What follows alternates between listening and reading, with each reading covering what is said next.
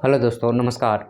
तो आज हम लोग बात करेंगे आपका कि यूपीएससी की जो बच्चे तैयारी करते हैं, चाहे गांव में हैं या शहर में हैं, कहीं पे हैं, तो उसको कैसे हमें तैयार करना चाहिए और पढ़ना क्या-क्या है और एग्ज़ाम का पैटर्न क्या है। तो आज इसके बारे में एक शॉर्ट इंट्रोडक्शन हम लोग देंगे, ठीक है? तो चलिए हम लोग इसकी शुरुआत करते हैं।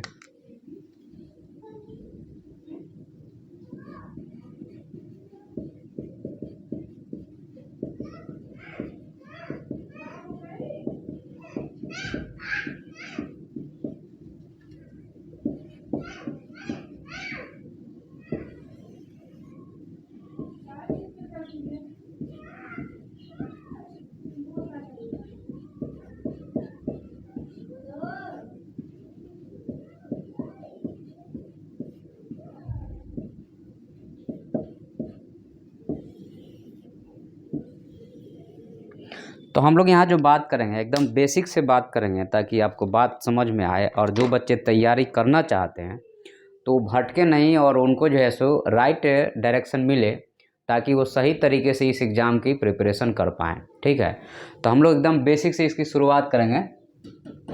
ठीक है, तो देखिए यूपीएससी के एग्ज़ाम जो है या UP union public service commission जो भी एग्ज़ाम कंडक्ट करता है तो उसका एक नेचर होता है, या कोई भी एग्ज़ाम आप प्रिपरेशन करने चले जाते हैं तो जनरली क्या होता है कि बच्चे शुरू कर देते हैं, पढ़ना शुरू कर दिए, वो गलत पैटर्न है। उसी कारण मल्टीपल फेल्योर जो होता है उसका रीज़न यही है। आपको सबसे पहले किसी भी एग्ज़ाम को आप तैयारी करने जा रहे हैं तो सबसे पहले उसको समझना पड़ेगा। तो हम लोग किसी भी एग्ज़ाम की आप तैयारी कर रहे हैं, लेकिन हम लोग यूपीएससी के पर्सपेक्टिव में इसको समझेंगे। ठीक है,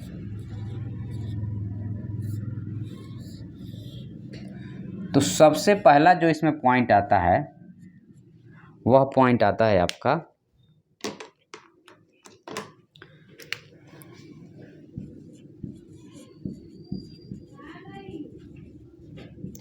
सिलेबस का, या कहिए कि आपको पढ़ना क्या है, विषय क्या है।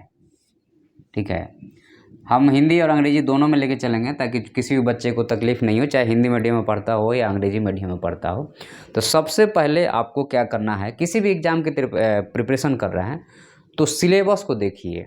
सिलेबस को देखिए कि उसमें क्या क्या मेंशन है, वो हमसे जानना क्या चाहता है, हमें क्या करना पड़ेगा। क्योंकि सिलेबस जो है एक तरह से कहा जाए तो वे है, आपका रास्ता है।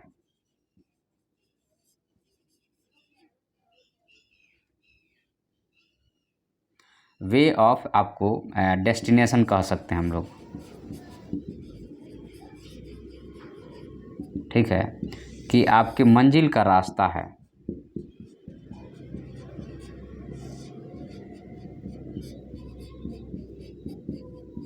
Syllabus is the way of your destination. मान लीजिए आपको कहीं जाना है, आपको गाड़ी पकड़ के मान लीजिए कहीं जाना है और आपको यही नहीं पता है कि हमको जाना कहाँ पे है। ठीक है, तो जाहिर सी बात है आपको प्रॉब्लम का सामना करना पड़ेगा। आपको जाना कहाँ है जब यही नहीं पता है तो आपको प्रॉब्लम का सामना करना पड़ेगा। तो सिलेबस जो है आपको वह रास्ता बताता है। तो आपको प्रिपरेशन से पहले सिलेबस को उठा के देखना है और आप कहाँ पे कंफर्टेबल हैं, कहाँ पे नहीं कंफर्टेबल हैं। तो हम एक चीज़ और यहाँ बोलते हैं कि कम से कम आपको यहाँ पे 10 डेज देना चाहिए, 10 दिन देना चाहिए। क्या चीज़? सिलेबस को समझने में 10 डेज इम्पोर्टेंट है यहाँ पे आपको अपना एक स्ट्रेटजी बनाने के लिए। ठीक है, आप बेसिक इन्फॉर्मेशन और भी कहीं से ले सकते हैं, जैसे प्रीवियस ईयर क्वेश्चन हो गया, अभी उसके बारे में बात करेंगे, बाकी हम लोग आगे बात करेंगे। तो इसमें पहला चीज़ है सिलेबस का। जो इसमें सेकेंड मोस्ट इम्पॉर्टेंट पॉइंट है वह है आपका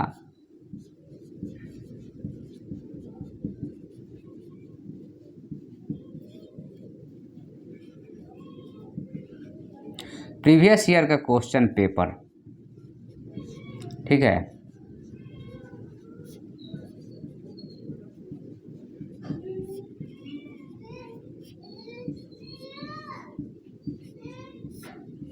तो जो पुराने साल के क्वेश्चन आए हुए हैं उसका एक अवलोकन। ठीक है, अगर कोई नहीं मानेगा इस बात को तो फेल्योर होना तय हो जाता है, यहीं से फेल और पास का गणित समझ में आने लगता है आपको। तो सबसे पहला है कि आपको सिलेबस देखना है। सिलेबस देखने के बाद में प्रीवियस ईयर के क्वेश्चन पेपर देखना है, ठीक है। प्रीवियस ईयर क्वेश्चन पेपर देखिए, उसके बाद में नेक्स्ट आपका जो है यहाँ पे कि जो आपका टॉपर स्टॉक है या कहिए कि जो पास हैं,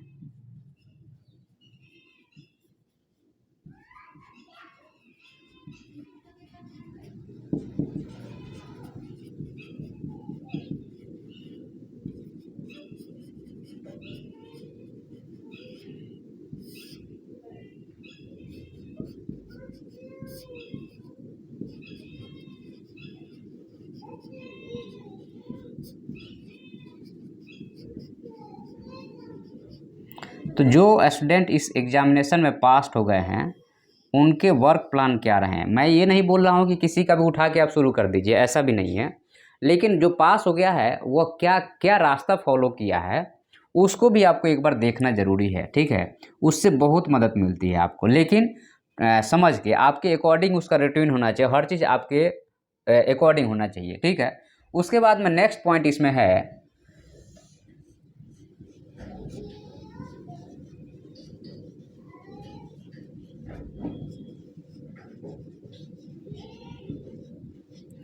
रेगुलर रूटीन होना चाहिए कि आप जो है सो एक तरह से कहा जाए तो कंटिन्यूअस स्टडी चाहिए।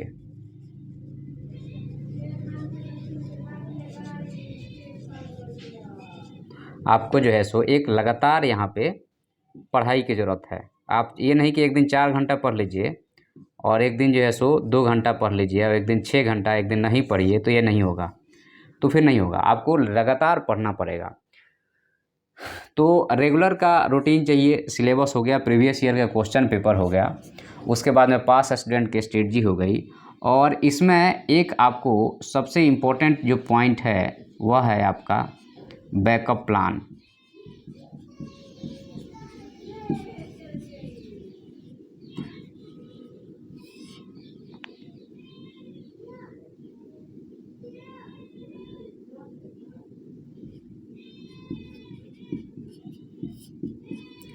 आपको एक बैकअप प्लान होना ही चाहिए कि अगर मान लीजिए कि हमें यहाँ पे नहीं होता है, हमें कितना दिन देना है, कितना दिन में क्लियर करना है।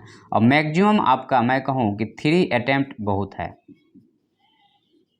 अगर आपने इसको प्रॉपर एनालिसिस किया तो 3 अटेम्प्ट जो है सो बहुत है। उसके बाद आप छोड़ दीजिए और आप जो है सो दूसरे तरफ चले जाइए या कुछ और करने लगिए, क्योंकि इसके बाद में जो है सो समझिए कि आप टाइम वेस्ट करना शुरू कर देते हैं। क्योंकि 1 साल अच्छे से पढ़े हैं तो दूसरे साल में हो जाएगा, तीसरा साल हो जाएगा, उसके बाद नहीं। उसके बाद में क्या है कि जनरली हम लोग जैसे लोग जो बार बार लगे रहते हैं उससे कुछ होना नहीं है, क्योंकि हर जगह आप जो है सो बार बार। और दूसरा चीज़ ये है कि कहीं ना कहीं प्रॉब्लम होती है स्टडी में। आप मान लीजिए फेल्योर हो रहे हैं और आप एक सीरियस स्टूडेंट हैं, तो कहीं ना कहीं प्रॉब्लम होता है, तो उसको समझना है। तो यहाँ पे आपको एक रेगुलर रूटीन होना चाहिए। सिलेबस को समझिए, सिलेबस को समझने के बाद आप प्रीवियस ईयर क्वेश्चन को एनालिसिस कीजिए, पास स्टूडेंट का इंटरव्यू देखिए, और एक बैकअप प्लान रखिए कि अगर हमारा इतना दिन में हो जाता नहीं होता है तो हमें क्या करना है। क्योंकि मोस्टली जो होता है आदमी, यह एक क्या है, चक्र है, यह एक साइकिल है। साइकिल क्या है, प्री है, फिर आपका मेंस है, और फिर जो है सो इंटरव्यू है। और यह साइकिल में ऐसे बच्चे फंस जाते हैं कि यहाँ पे जो है सो 7 साल बर्बाद करते हैं, और 7 साल के बाद ये एडजस्ट हो जाते हैं, और उसके बाद में फिर जो है सो वो कुछ नहीं कर पाते हैं, फिर परेशानी और दुनिया भर की चीज़ें, और आप स्टेबलाइज नहीं हो पाते हैं। तो एडजस्ट नहीं होना है, उससे पहले हमें यहाँ से मूव आउट कर जाना है, निकल जाना है। तो ये एक बेसिक स्ट्रेटजी है कि आपको सबसे पहले जो है सो सिलेबस रेगुलर, आपको जो है सो यहाँ पे रूटीन होना चाहिए, प्रीवियस ईयर क्वेश्चन पेपर, पास स्टूडेंट का इंटरव्यू, प्लान बी। इसके बाद नहीं होता है तो हमें क्या करना है, उसमें दुखी होने की ज़रूरत नहीं है, क्योंकि सफलता और असफलता 2 चीज़ें वर्ल्ड में जो है सो हमेशा, एक सिंगल किसी चीज़ के अस्तित्व नहीं है, उसका अपोजिट होता ही है, तभी वो चीज़ अस्तित्व में आता है, नहीं तो नहीं आता है। तो सफलता असफलता, हंसी दुख, लाभ हानि, ये है, मतलब कि ये पेयर में ही वर्ल्ड में अवेलेबल है, कोई सिंगल चीज़ अवेलेबल नहीं है, उसका कहीं ना कहीं अपोजिट चीज़ें है। मैटर है तो एंटी मैटर भी है, ठीक है। तो इसलिए उसमें घबराने की ज़रूरत नहीं है, और लाइफ को जो है सो डिमोरलाइज करने की ज़रूरत नहीं है, क्योंकि इसके हो सकता है कि इससे बेहतर चीज़ें आप मिलने वाली हो आने वाले समय में। और इससे बेहतर आप कर सकते हो, आपके लिए जो है सो कुदरत ने कुछ और प्लान बना के रखा है, तो आप उस तरफ मूव करिए। आपको कोई ज़रूरत नहीं होता है, डजेंट मैटर, आप बहुत अच्छा कर सकते हैं लाइफ में। तो इसमें हमें इतना शर्मिंदगी महसूस नहीं होनी चाहिए, ठीक है। चलिए हम लोग अब आगे बढ़ते हैं और इसको दूसरे चीज़ों पे फोकस करते हैं कि इसमें और क्या क्या सावधानियां हमें बरतनी हैं।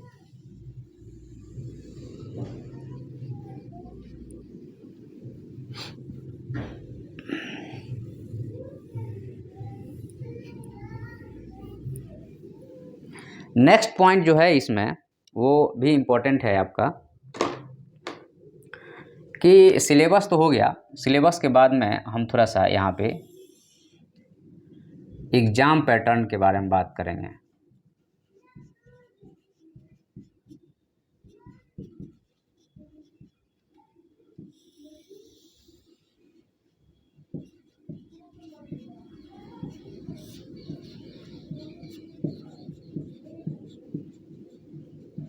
परीक्षा का रूपरेखा क्या है, ठीक है, या एग्जामिनेशन का पैटर्न क्या है, उसको हम लोग समझेंगे। तो इसकी एग्जामिनेशन जो है सो आपको फरवरी में इसका नोटिफिकेशन आ जाएगा, क्योंकि ये ईयरली एग्ज़ाम है, इसमें कोई डिले नहीं होता है। तो फरवरी में आपका नोटिफिकेशन आपके आ जाएंगे। नोटिफिकेशन आने के बाद में क्या होगा यहाँ पे, कि इसमें सबसे पहले होता है प्रीलिम्स।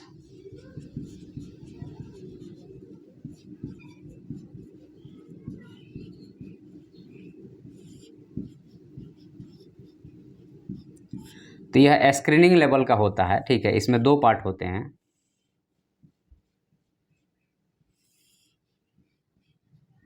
ठीक है, तो जो पहला पार्ट होता है इसमें आपको जनरल स्टडी से रिलेटेड क्वेश्चन रहेगा।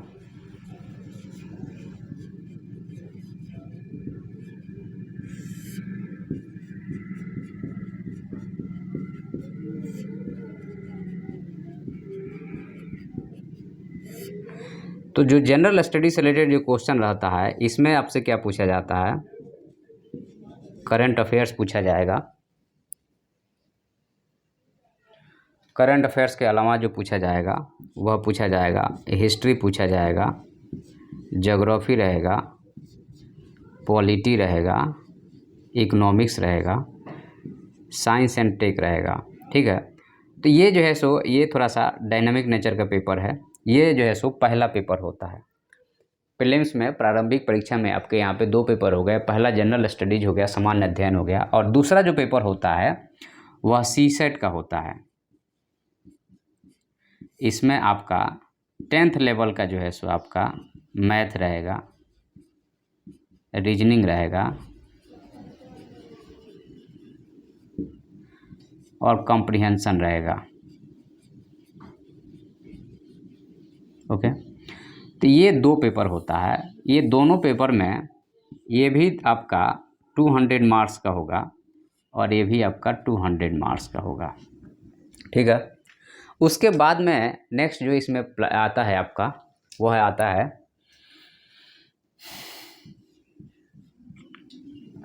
जब इसको पास कर जाएंगे तो इसमें आपको जो है सो 33% पे पासिंग है।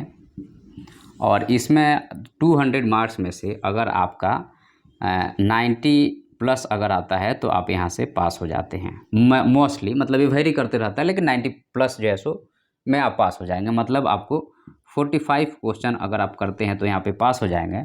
और यहाँ 33% क्वेश्चन करना है। मतलब अगर इसमें से टोटल आपका 80 क्वेश्चन है, अगर यहाँ पे 30 क्वेश्चन कर देंगे तो आप यहाँ पे पास हो जाएंगे। अब आता है मेंस, जो मोस्ट इम्पोर्टेंट है, जिसको हम लोग मुख्य परीक्षा बोलते हैं। तो जो यह मुख्य परीक्षा है यह रिटन नेचर का है, मतलब आपको पेन और पेपर पे लिखना पड़ेगा। तो मेंस में जो है सो आपका 2 पेपर लैंग्वेज के होता है। वो आप जो शेड्यूल अपना 8 में 22 लैंग्वेज है, उसमें से एक आपको हिंदी रखना पड़ता है, और जनरली जो है सो दूसरा जो है सो अंग्रेजी रख सकते हैं, या आपको चूज करने के लिए देगा यूपीएससी के। और इसके मार्क्स जो है सो जुड़ते नहीं हैं, ये आपको पासिंग रहता है।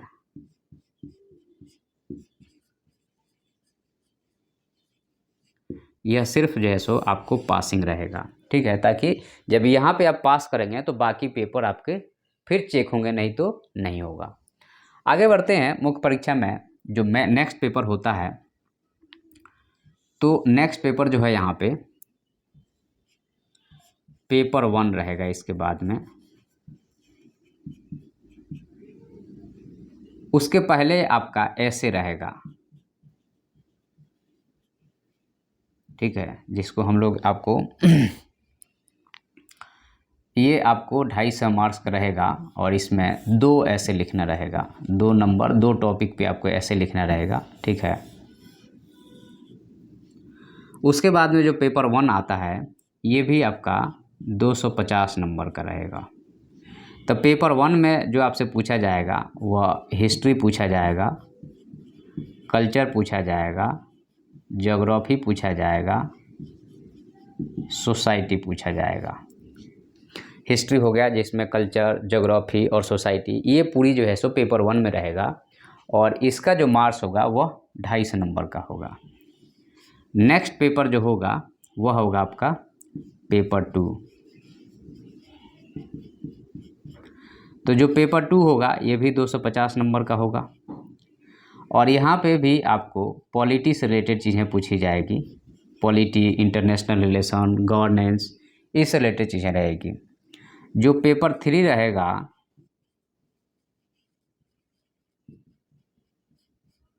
ये भी 250 नंबर का रहेगा और इसमें जो है सो आपको इकोनॉमिक्स रहेगा,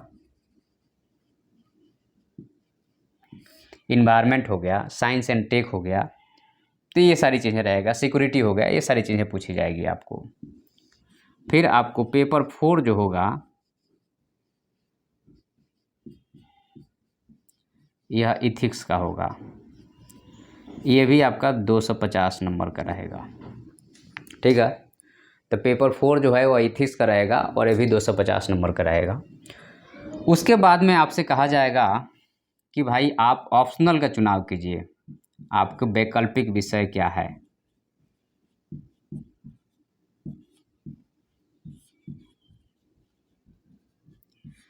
वैकल्पिक विषय जो है इसमें 2 पेपर रहते हैं, एक होता है पेपर 1 और एक होता है पेपर 2। ये आपका 250 नंबर का रहेगा और ये आपका 250 नंबर का रहेगा। ये आपको चूज करना है, हिस्ट्री, ज्योग्राफी, पॉलिटी, जिससे आप ग्रेजुएशन किए हैं या फिर जो है सो जिसमें आप रुचि रखते हैं, जो आपको अच्छा लगता है, वो 250 नंबर का 2 पेपर आपको यहाँ पे रहेगा। और लास्ट में होगा इंटरव्यू, जिसको हम लोग साक्षात्कार बोलते हैं।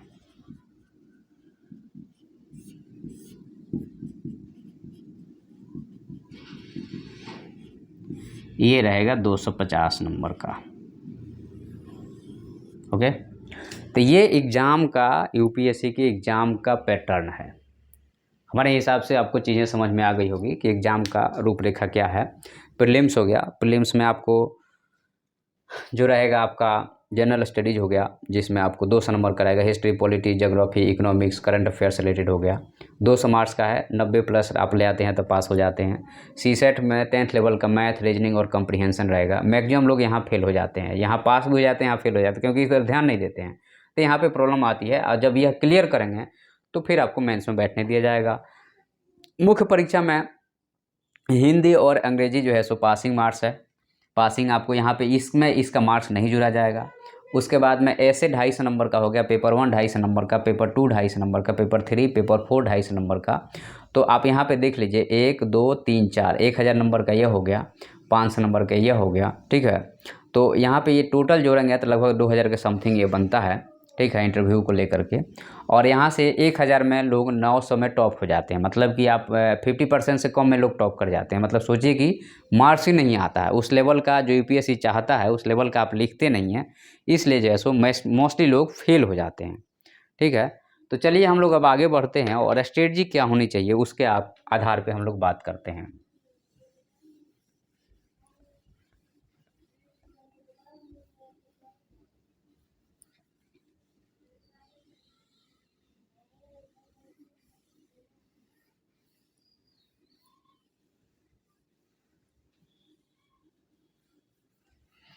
नेक्स्ट पॉइंट है यहाँ पे कि प्रीलिम्स तो ठीक है, यहाँ पे आपको प्रिपरेशन के लिए कुछ ध्यान रखना पड़ेगा। जो यूपीएससी है इसमें हम पहले प्रीलिम्स के स्टेज की बात करेंगे कि क्या क्या करना चाहिए, अब फिर हम लोग आगे बढ़ेंगे और मेंस स्टेज की बात करेंगे कि मेंस में आपको क्या क्या करना चाहिए। ठीक है, तो यहाँ पे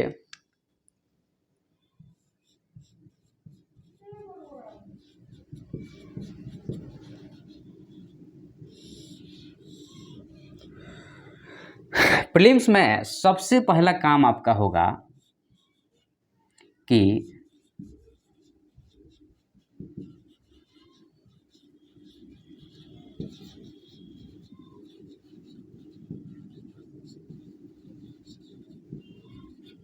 प्रीवियस ईयर के क्वेश्चन पेपर, सबसे पहला काम ये होगा कि आप पहले हिस्ट्री, ज्योग्राफी, पॉलिटी, इकोनॉमिक्स जो हम मेंस के सिलेबस बताएंगे अभी, तो वहाँ पे पहले एक दो बार आप स्टडी कर लीजिए। स्टडी करने के बाद में जब आपको कुछ समझ में आ जाए, जैसे महीना दिन आपने एक बार पढ़ लिया, कम से कम एक बार पढ़िए पूरे बुक को।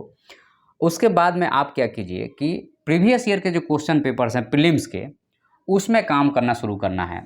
और हर एक साल का हिस्ट्री का आप अलग बनाइए, पॉलिटी का आप अलग बनाइए, इकोनॉमिक्स का अलग कॉपी बनाने की हम बात कर रहे हैं। हिस्ट्री, पॉलिटी, इकोनॉमिक्स, ज्योग्राफी और करंट अफेयर्स, और साथ में जो बाकी चीज़ें हैं, आपको एनवायरनमेंट हो गया, साइंस एंड टेक हो गया, तो इसको एक अलग अलग जो है सो कॉपी बनाइए। और जो प्रीवियस ईयर के क्वेश्चन आया है, तो आप मान लीजिए कि अब डिटेल स्टडी करेंगे तो एक्चुअल में इसमें नोट्स बनाना और बाकी सारी चीज़ें भी आती है, जो अगर डिस्कस किया जाए तो 3-4 घंटे लगेंगे, लेकिन हम लोग थोड़ा सा जल्दी इसको करेंगे। तो आपको क्या करना है कि हिस्ट्री के क्वेश्चन पेपर को, एक एक क्वेश्चन को, मान लीजिए 2022 का पेपर हो गया, तो हिस्ट्री में कौन कौन से क्वेश्चन आए हैं, उनका पैटर्न क्या है, उसके बारे में डिटेल एनालिसिस करना है।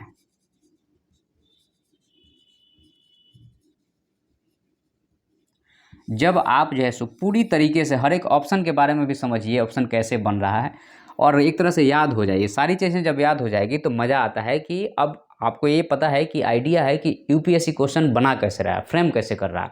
फिर आप एग्जाम में बैठेंगे तो आपको प्रेशर नहीं रहेगा और इजीली आप क्वेश्चन को सॉल्व कर पाएंगे। दूसरा चीज़ यहाँ पे ये है कि जो आपका कम से कम 2 या 3 कोचिंग के, जो आपको प्राइवेट कोचिंग हो किसी भी, लगभग जो है सो आपको 6,000 से लेकर के 7,000 तक जो है सो आपको प्रीलिम्स के क्वेश्चन जो है सो सॉल्व करने हैं पेन और पेपर पे। ठीक है, तब जाकर के आपको एक हैबिट बनेगा कि क्वेश्चन को हमें टैकल कैसे करना है, क्योंकि अब यूपीएससी डायनामिक होते जा रहा है, तो हमें भी अपना अप्रोच डायनामिक ही लेके चलना है, स्टैटिक अप्रोच पे काम नहीं चलेगा। तो प्रीवियस ईयर क्वेश्चन को आपको जो है सो कॉपी बनाना है, पूरे क्वेश्चन को आप प्रिंट करा लीजिए, क्वेश्चन पेपर को ब्लेड से काटिए, उसको कैंची से काटिए, उसको चिपकाइए, उसके बारे में पूरा डिटेल एनालिसिस कीजिए, हर एक क्वेश्चन का ऑप्शन तक का जब आप डिटेल एनालिसिस करेंगे तो आने वाले टाइम में ऑप्शन से ही फिर क्वेश्चन बन जाता है, ऑप्शन को बदल दिया जाता है। तो आपको पता रहेगा कि हाँ यूपीएससी कहाँ पूछ रहा है, कहाँ पे जा रहा है, तो फिर आप बहुत बढ़िया तरीके से उस एग्ज़ाम को क्लियर कर पाएंगे। ठीक है, उसके बाद में नेक्स्ट आपका जो आता है,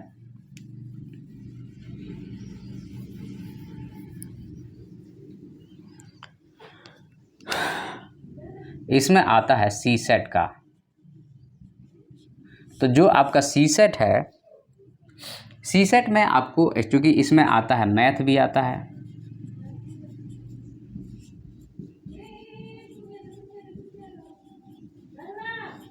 रीजनिंग आता है और कॉम्प्रिहेंशन आता है। तो ये लगभग 25 से 30 क्वेश्चन रहता है। अगर यहाँ पे अच्छे से आप सॉल्व करना जानते हैं तो आप यहाँ पे आराम से जो है सो, और मैथ आप मान लीजिए कि 5-10 क्वेश्चन अगर कर लेते हैं और यहाँ पे आप जो है सो 5 क्वेश्चन कर लेते हैं, तो यहाँ पे क्योंकि 33% है तो पास हो जाएंगे। लेकिन लड़के क्या करते हैं, यहाँ पे 1 मंथ भी नहीं देते हैं तैयार करने में, तो इसलिए मैक्सिमम लड़के यहाँ पे फेल हो जाते हैं। इसलिए यहाँ पे हमें बहुत ध्यान से काम करना पड़ेगा। आगे बढ़ते हैं हम लोग आगे।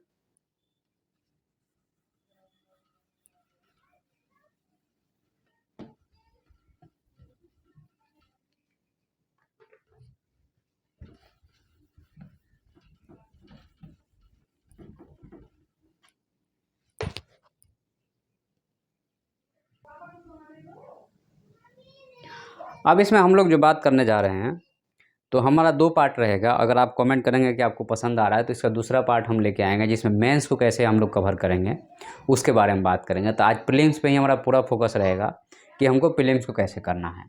तो देखिए, प्रीलिम्स में आपका जो 2 पार्ट है उसमें थोड़ा सा, जैसे हम पहले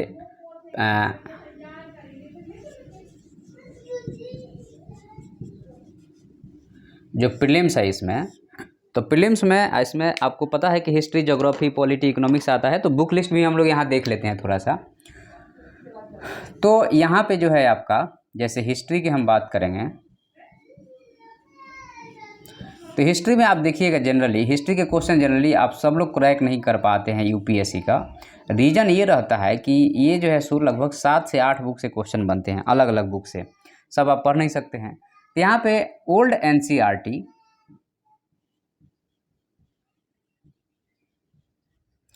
अगर ओल्ड एनसीईआरटी का 11 और +12 का कर लीजिए, ठीक है। और अगर आपसे हो सकता है तो 6 से 10th जो है सो आपका ओल्ड एनसीईआरटी कर लीजिए। हिस्ट्री इससे ज़्यादा की ज़रूरत नहीं है, इतना करना है बस, हो गया। उसके बाद में कल्चर का जो पार्ट है, तो फेमस बुक जो है सो नितिन सिंघानिया जी का है।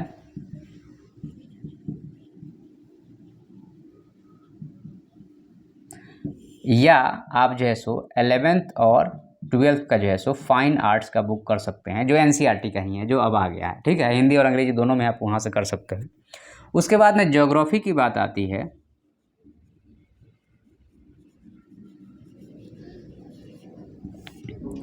मैं आपको ऑक्सफोर्ड का मैप करना है, साथ में 6 से लेकर के 12 तक का न्यू एनसीईआरटी, नए वाले एनसीईआरटी का बुक करना है आपको। नए एनसीईआरटी का बुक करना है ज्योग्राफी में ऑक्सफोर्ड। उसके बाद में जीसी लियोंग का भी आपको, जीसी लियोंग का जो है सो बुक, उसको करना है। तो इसको जितना भी हम ये चीज़ बता रहे हैं, इस सब का आपको नोट्स बनाना पड़ेगा, क्योंकि एग्ज़ाम पॉइंट ऑफ व्यू से अगर बुक को पढ़ने बैठते हैं तो काफ़ी टाइम लग जाता है। आप पहले 3 बार नोट्स बनाने से पहले, ये भी एक इंस्ट्रक्शन है, जनरली बच्चे बहुत ज़्यादा मिस्टेक करते हैं कि पढ़ते हैं और नोट्स बनाना शुरू कर देते हैं। कम से कम 3 टाइम्स, 3 बार जो है सो आप बुक की स्टडी कीजिए, पूरे बुक की। आफ्टर डैट आप नोट्स बनाना शुरू कीजिए। और एक बार में टारगेट अगर लेंगे कि हमें 1 मंथ करना है, मान लीजिए कि 1 माह जो है सो हमें हिस्ट्री के लिए देना है, या आप एक टारगेट सेट कीजिए कि हमें 1.5 माह देना है, 1.5 माह देना है। तो 1.5 माह में आपको जो है सो नोट्स बना के, पढ़ के, हर तरीके से क्लियर करके अलग कीजिए। तो आपके पास साल भर टाइम है, तो 1.5 माह के हिसाब से आप पहले एक पेपर में 1.5 माह दीजिए। तो आपको इसके अलावा सोसाइटी भी एनसीईआरटी की बुक है, या आप कहीं और से कर सकते हैं हल्का फुल्का। और करंट अफेयर्स जो है सो डेली करंट अफेयर्स का आपको विजन का ले सकते हैं, मतलब फ्री ऑफ कॉस्ट है, या यूट्यूब से जिसका भी आप देखना चाहें देख सकते हैं, ठीक है। या फिर आजकल नए में दीपक यादव एजुकेशन का भी अच्छा कंटेंट है, उनका भी आप फॉलो अप कर सकते हैं। बाकी बहुत सारे लोग हैं, मुंडाल सर का भी है, वहाँ से भी आप ले सकते हैं। तो हिस्ट्री में जो है आपका यहाँ पे ये रिसोर्सेस हैं, इसको अच्छे से पढ़ना है, नोट्स बनाना है। और उसके बाद में यहाँ पे जो है सो प्रीलिम्स का प्रीवियस ईयर का क्वेश्चन करना है।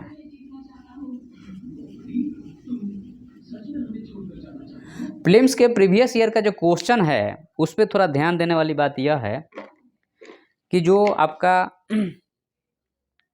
उसको डिटेल एनालिसिस करना है। जैसे हमने पहले वाले में आपको बताया कि प्रीलिम्स को क्वेश्चन का ऑप्शन तक को आपको एनालिसिस करना है कि ऑप्शन कैसे बन रहे हैं। और लगातार आप 20 साल का करिएगा ना, तो आपको यह पता चल जाएगा कि क्वेश्चन बन कैसे रहे हैं वो। क्योंकि हम यहाँ पे एक्सप्लेन भी कर देंगे तो उससे कोई वैल्यू नहीं है, क्योंकि जब तक आप खुद नहीं करेंगे उसका आइडिया आपको नहीं लगेगा। तो इसलिए हम उसके बारे में यहाँ पे बात बिल्कुल नहीं करेंगे। वो आप पहले इसको नोट्स बनाइए, नोट्स को रेगुलर रिवाइज। और यहाँ पे एक चीज़ है, एक रिवीजन का प्रॉपर शेड्यूल होना चाहिए। नोट्स बनाने के बाद में अगर आप रिवीजन नहीं करेंगे तो वह आप भूल जाएंगे। तो एक रिवीजन का भी प्रॉपर शेड्यूल होना चाहिए। तो हमने अभी आपका हिस्ट्री में आपको बताया। हिस्ट्री के बाद में नेक्स्ट जो हमारा टॉपिक रहेगा वह आपका पॉलिटी का रहेगा। यहाँ पे बुक लिस्ट भी हम कवर करके चल रहे हैं ताकि आपको कोई दिक्कत नहीं हो। और आप यही पढ़ना है, जो पाथ है वह यही है, चाहे कोई हम बताएं, कोई टॉपर बताए, कोई भी बताए, बस उसमें आपको क्या करना है, डिवोट करना है अपने आप को, जो है उसमें मतलब वो करना है, इंगेज करना है। उसके बाद दूसरा जो है इसमें वह पॉलिटी से रिलेटेड है। पॉलिटी से जो रिलेटेड है इसमें आप क्या कीजिए कि एनसीईआरटी का चाहे हिंदी हो चाहे अंग्रेजी हो कोई दिक्कत नहीं है, क्योंकि मैं अभी हिंदी में, और मैं आपको ये चीज़ बता दूं पूरा सिलेबस को मैं कवर करूंगा थोरोली। एनसीईआरटी का आपको क्या करना है कि 6 से लेकर के 12 तक के बुक को पढ़ना है और नोट्स बनाना है। इससे फ़ायदा क्या होता है कि बेसिक कंसेप्ट आपको समझ में आ जाएगा। और उसके अलावा मेंस आंसर राइटिंग, जब चूँकि इसका पार्ट दूसरा जो होगा वो मेंस पे बात होगी, तो वहाँ पे हम बताएंगे कि आपको कैसे मेंस आंसर राइटिंग करते हैं, कंटेंट कहाँ से ले आते हैं, ऐसे कैसे लिखते हैं, उस पर बात करेंगे अपन बाद में। तो एनसीईआरटी का चूँकि बुक है कंटेंट आपको प्रोवाइड कर देगा, और जो बेसिक क्वेश्चन होते हैं जो पॉलिटी के, जो जनरली आपको प्राइवेट बुक में नहीं मिलेंगे, वहाँ से यूपीएससी क्वेश्चन बराबर उठाता है। उसके बाद में एडवांस बुक में आपको क्या करना है कि लक्ष्मीकांत का, एम लक्ष्मीकांत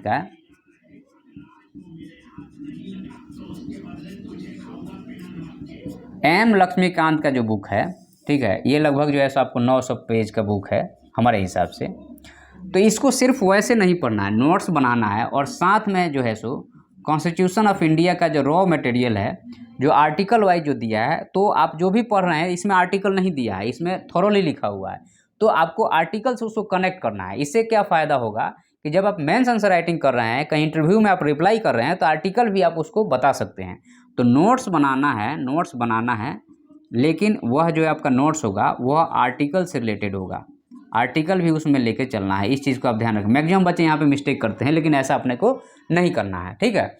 उसके अलावा जो है सो आपको इंटरनेशनल रिलेशन के लिए, आपको हिस्ट्री के लिए आपको क्लास 12 वाला आपको मदद कर देगा जो एनसीईआरटी का है, और फिर जो है सो इसमें करंट अफेयर्स का मटेरियल आ जाएगा।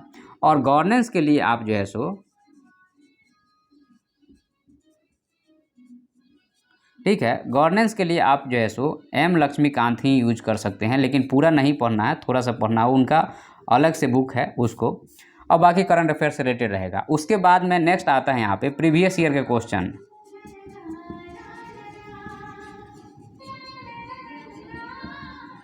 प्रीवियस ईयर का क्वेश्चन इतना होने के बाद में, नोट्स बनने के बाद में आपको क्या करना है कि प्रीवियस ईयर क्वेश्चन को पढ़ना नहीं है, वहाँ पे क्या करना है आपको प्रॉपर रूप से हर एक क्वेश्चन को ऑप्शन सहित एनालिसिस करना है। उसका भी एक नोट्स बनना चाहिए, उसका भी एक कॉपी होना चाहिए कि ये क्वेश्चन आया है। अगर आप कहेंगे तो उस पर भी हम आपको बताएंगे कैसे बनेगा, आप रिक्वेस्ट कीजिएगा तो हम आपको बता देंगे, उसमें भी आपको करना है, लेकिन पहले आपको इतना करना है, उसके बाद में करना है, ठीक है। उसके बाद में जो थर्ड पेपर आता है,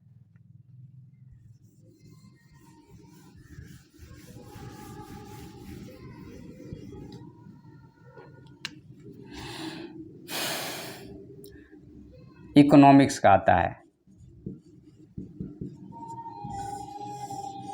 इकोनॉमिक्स में आप ज़्यादा है तो आप तमिलनाडु का जो मेरे ख्याल से पार्ट 2 है, जो इकोनॉमिक्स से रिलेटेड बुक है, उसको थोड़ा सा पढ़ लीजिए।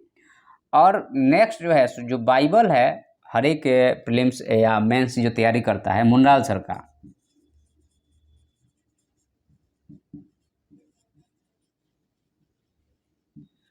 मुन्नाल सर के इकोनॉमिक्स जो है सो बहुत ज़्यादा दिया हुआ है, लेकिन उसमें भी आपको नोट्स बना करके कुछ सर्टेन कंटेंट को लेना पड़ेगा।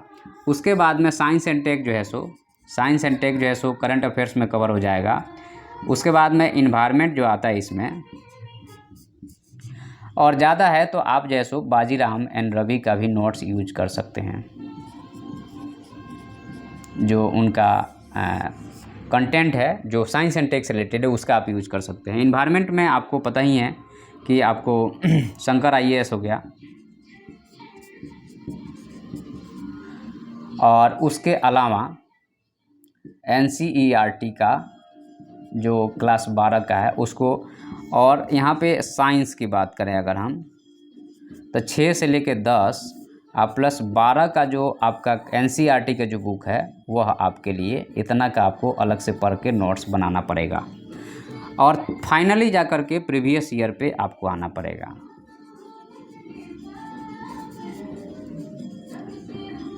और यहाँ पे डिटेल एनालिसिस, डिटेल का मतलब कि हर एक क्वेश्चन के साथ में ऑप्शन का भी एनालिसिस होना चाहिए, कहाँ से ऑप्शन बने हैं और आने वाले टाइम में इसे कैसे ऑप्शन बन सकता है, ताकि यहाँ पे, क्योंकि इस वाले पोर्शन से आप विश्वास नहीं करेंगे, लगभग जो है सो आपको 40 क्वेश्चन बन जाता है कभी कभार, और कभी कभार तो ये 45 क्वेश्चन तक ले जाता है। मतलब अकेले यह सेक्शन आपको जो है सो प्रीलिम क्लियर करने के लिए मदद कर सकता है, सिंगल। तो इस पे हमें बहुत ज़्यादा ध्यान देना है, डाइवर्सिटी बहुत ज़्यादा है, करंट अफेयर्स बहुत ज़्यादा है। तो हमने आपको जो आज बताया है वह प्रीलिम्स कैसे क्लियर किया जाएगा इसके बारे में। अब हम थोड़ा सा सीसेट पे बात कर लेते हैं, क्योंकि उसका दूसरा पार्ट जो है सो सीसेट है।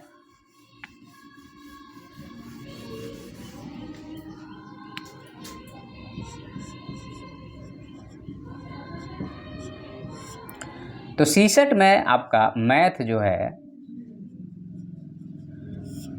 अगर आप मधुकर सर, एक मधुकर कोटवे सर हैं, यूट्यूब पे उनके लेक्चर हैं,